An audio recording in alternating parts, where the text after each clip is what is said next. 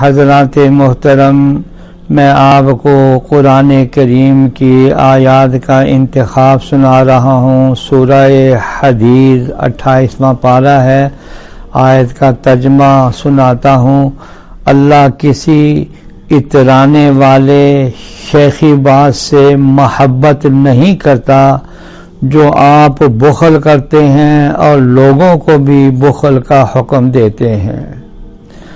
آدمی کے پاس دولت موجود ہے لیکن اس کو صحیح جگہ پر صرف نہ کرے، یہ بخل ہے۔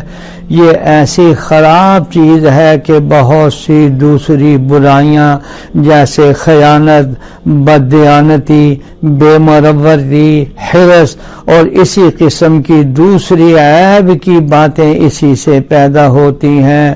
رسول اللہ صلی اللہ علیہ وسلم نے فرمایا کہ مومن میں دو چیزیں نہیں جمع ہو سکتی، ایک بخل اور دوسرے بد اخلاقی۔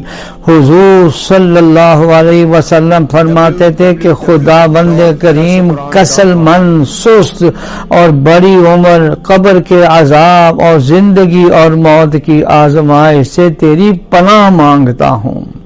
یعنی یا اللہ کسل مندی سے، یا اللہ قبر کے عذاب سے اور زندگی اور موت کی آزمائش سے ہم سب کی یا اللہ حفاظت فرما۔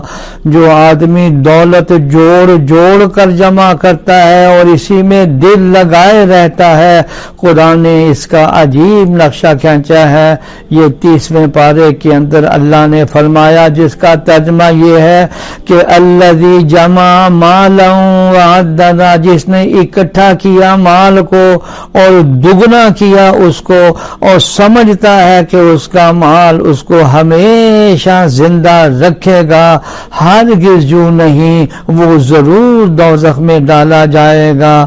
آدمی کو سمجھنا چاہیے کہ دولت ہمارا اصلی مقصد نہیں، اصلی غرض تو یہ ہے کہ خدا کی دی ہوئی دولت کو نیک کاموں میں خرچ کر کے خدا کی خوشی حاصل کریں۔